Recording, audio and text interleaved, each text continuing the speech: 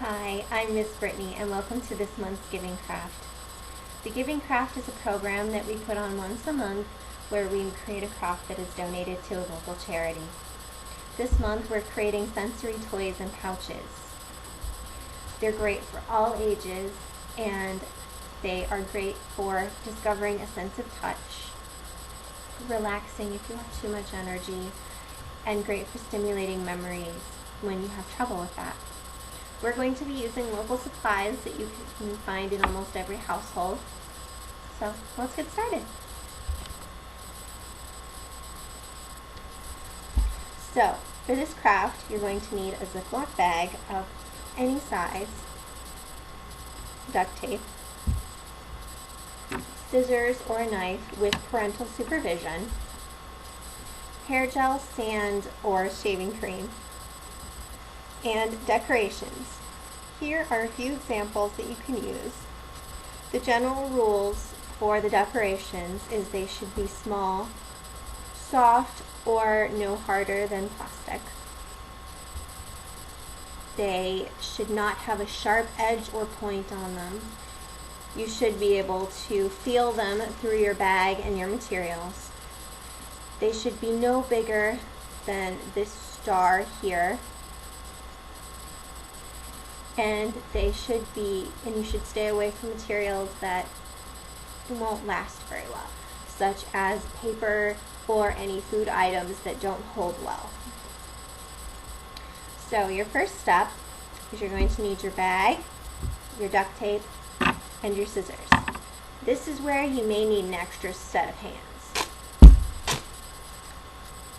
So you're going to take your duct tape and you're going to measure it along the sides of your bag. You're going to need 4 pieces in total. And you're going to take your scissors to cut your duct tape. I've already done this step ahead of time, so I won't be demonstrating that. Once you have all 4 of your pieces of duct tape cut, you're going to place them along the sides of your bag that are not zipped, which are these sides. And I'm going to show you how to do that. So you're going to take your duct tape, and you're going to stick it along the side.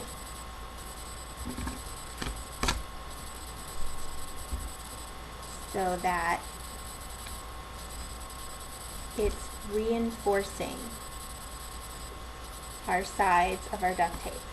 And feel free to cut off any extra that might be there.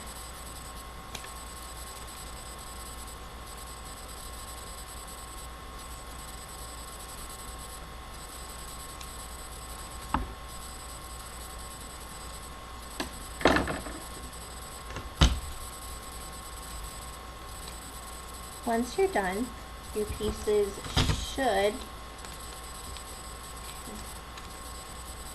may need a little bit of extra help with this part too, just because it is always good to have extra hands.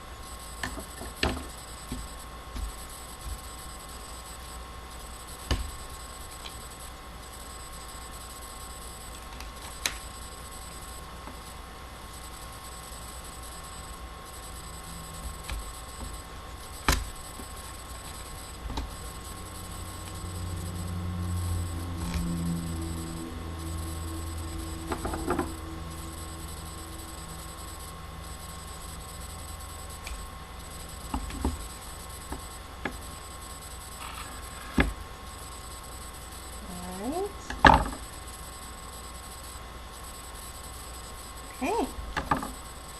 Alright, when you're done with this step, your bag should look like this.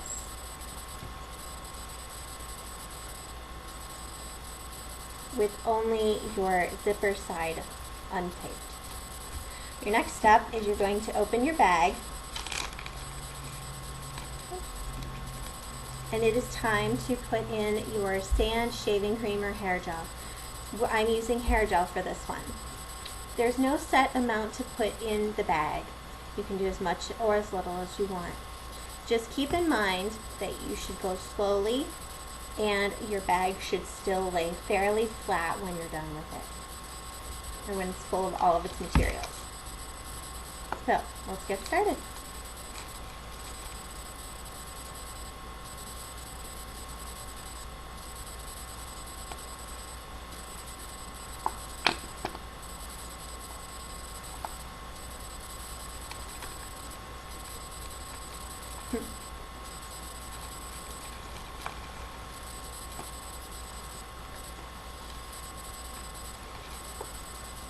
Alright.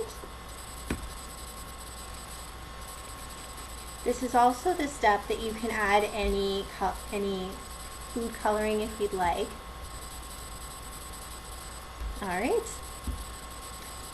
Once you've got this step how you like it, your next step is to put in your decorations. Now, you can do this in a theme or just any way you want it. In my case, I'm using beads and buttons, but feel free to use whatever materials you like. And again, there is no required amount. Just put as many or as few as you want. Just remember that again, your materials should lay fairly flat when you're done, and that you should have space. They should be able to move and you should be able to feel them through the bag.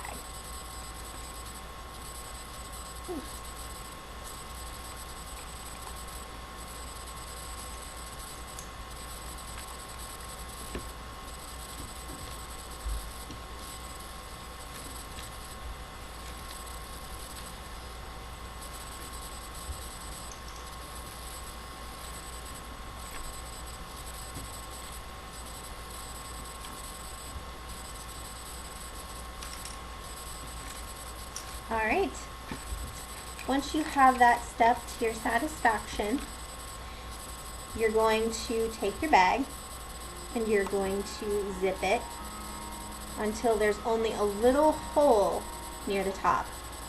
Now this next step is going to be a little bit hard because you now have to try and get the, and I'm sorry for the clock.